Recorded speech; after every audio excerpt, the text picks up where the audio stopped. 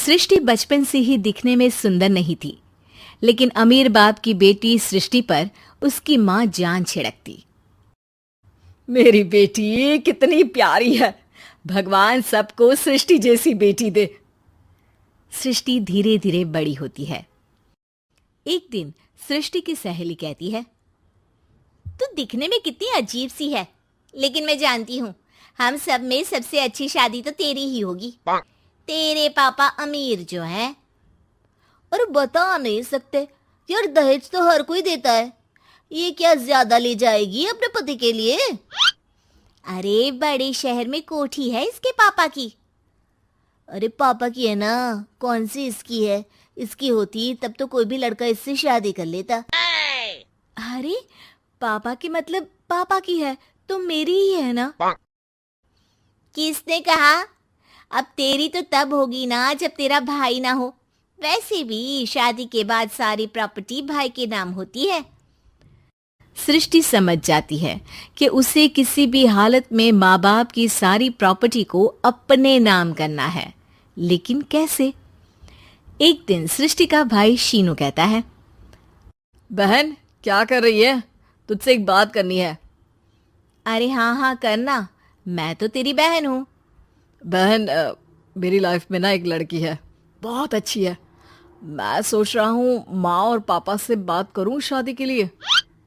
सृष्टि को समझ में आ जाता है कि भाई की शादी होते ही भाभी उसे एक दिन भी घर में बर्दाश्त नहीं करेगी। क्या बात है भाई, बताना कौन है वो? यार वो बहुत अच्छी लड़की है, पढ़ी लिखी है, मेरे साथ जॉब भी करती है। बस एक प्रॉब्लम है। प्रॉब्लम? क्या प्रॉब्लम है भाई?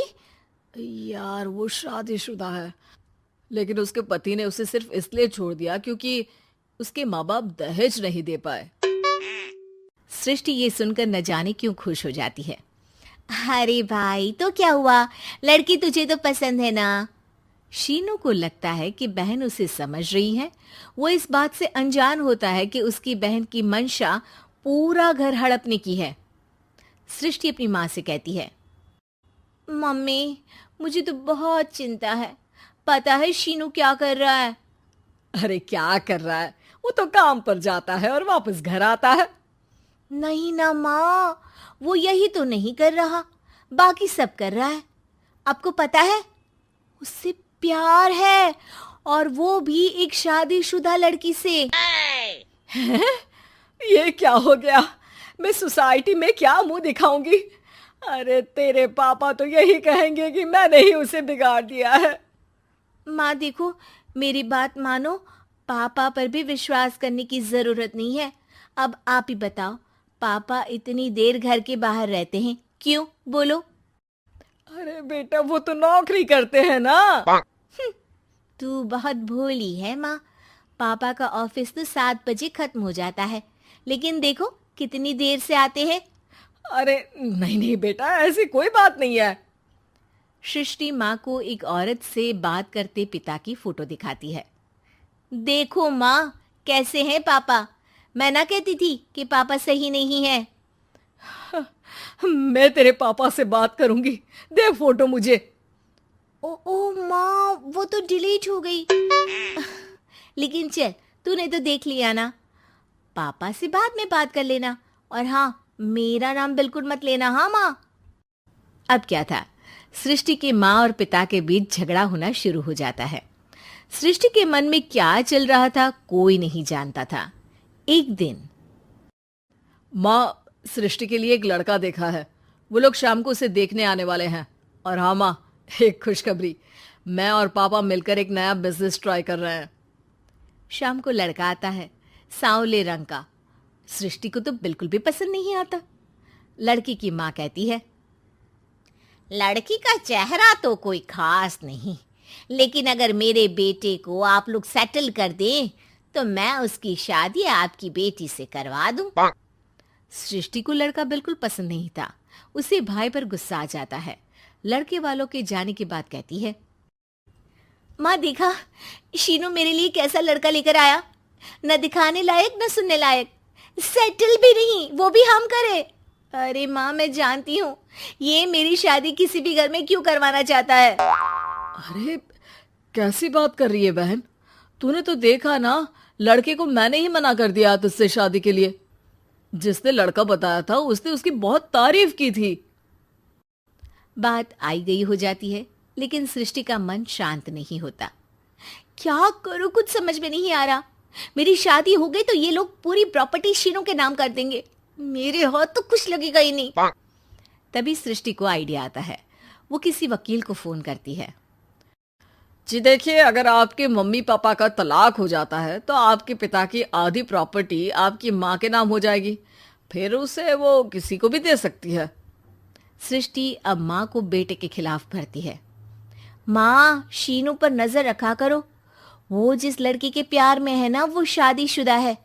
यहाँ आएगी, सारा पैसा रुपया जमीन जायदाद सब हड़प लेगी। पापा का भी हाल तुमसे छुपा नहीं है।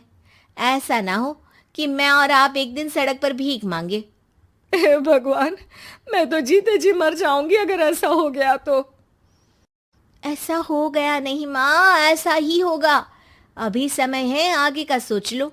मैं तो कहती हूँ पापा से आधी प्रॉपर्टी लेकर अलग हो जाओ।